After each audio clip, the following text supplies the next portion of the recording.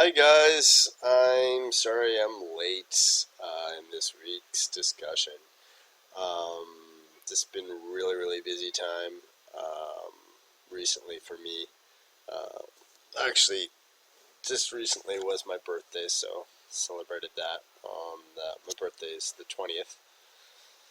So, um, anyways, looking at our discussion question, I'm just going to go directly to the examples for these points. And like Joshua said, this, to me, same task, different performance level, it's kind of odd to me because for that, it just seems like, well, I'm same task but different performance level. That would just be me ignoring the situation that my class has different ability levels, so I'm just doing the same task and being in disregarding the fact that they have different abilities, and then of course there'll be different performances. So um, that's, to me, the last point here is just kind of like turning a blind eye to the situation.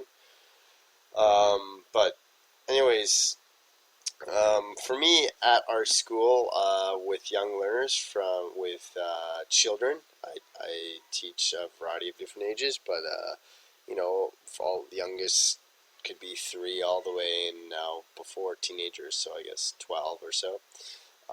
So let's look at same input but modified task. So of course in my class sometimes we cannot get students all at the same level, and we teach phonics at our school.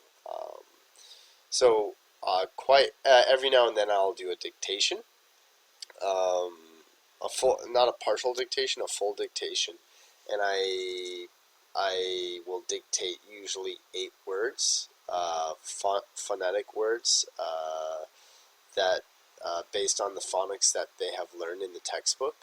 So if, for example, same input but modified task, I could be dictating 8 words, and they could be simple, like let's say 3 letter phonic words, like cat, bat, hat, for example, or like pot or bed or something like that. But the task could be modified in the fact that I could, in my scaffolding, students who are having difficulty, who come to me and I obviously see there's a lot of mistakes, I then give them, I provide scaffolding to the fact that I will say, okay, number 1 includes at, okay?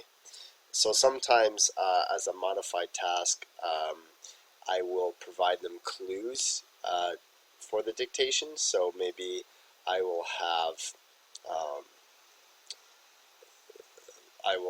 on the, sometimes I don't do it recently, but usually I just do it in the form of scaffolding one-on-one. But I've done it in the past before as a class on the whiteboard, where I'll be dictating words, but I'll put, if I'm doing double letter vowel sounds like E, tree, for example, if I say number 1 is tree, so I'll put the double vowel sound.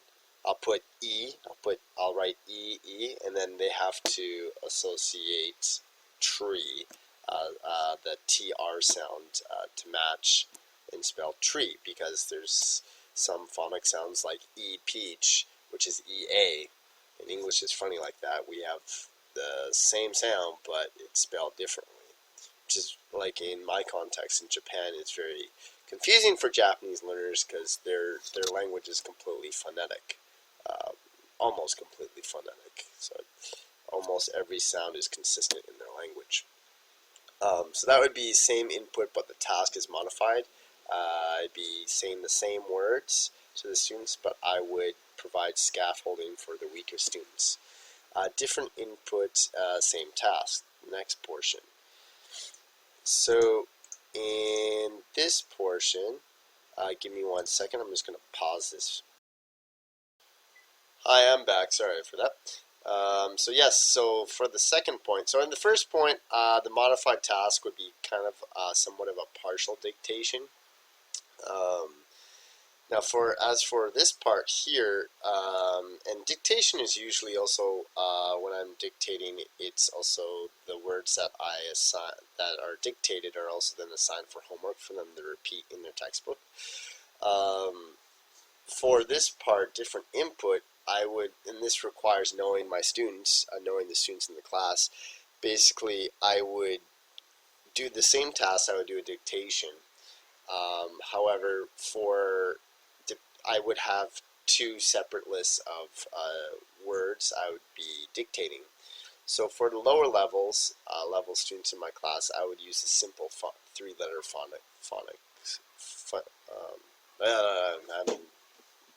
phonetical words, three letter phonic words. And then maybe in the higher level, which is actually, it's in the same book we deal with finding out one. It's all about phonics. And then later in the book, they look into, like I was talking about, the double letter phonics. So like, and also the double letter vowels, sorry. And then they also have the double letter consonant sounds like ch or sh or like those, like ch, sh, th. So I could assign my class into two groups, and I don't even have to do that formally in groups. I could just say, okay, I could point out their names like Hinata, Koe, Shiryu. You're going to be doing this list, okay? You're going to be doing this list here, and I could be using flashcards to help support my dictation. So I could put the flashcards up on the board. So this is 1 to 8 for these students they have to do. And then the others, 1 to 8, they have a different set of vocabulary words. So it's still a dictation. Just the input, the vocabulary that they're going to be doing will be different. And after the pictures are put on the whiteboard, I then dictate them.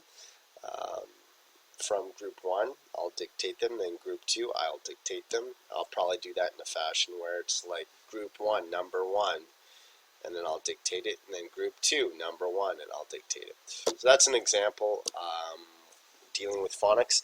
And this would be, given our definition of what a task is in this course, I would not consider this a task in itself. This would be more so an activity, although I will say that the outcomes of this activity are very important, because the outcomes will, if they can complete this correctly, then I know that they are understanding phonics and how we're putting different sounds together and blending them together to make words. So yeah, so it's not necessarily a task because there's no negotiation of meaning, etc. But I do consider the outcome fairly important to give me a diagnostic snapshot of like where my students are in the book regarding their understanding of phonics. And as far as same task, different performance level, I would simply dictate 8 words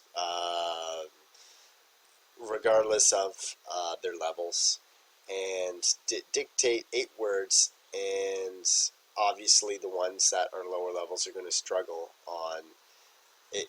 It would depend on the vocabulary words that I am dictating on.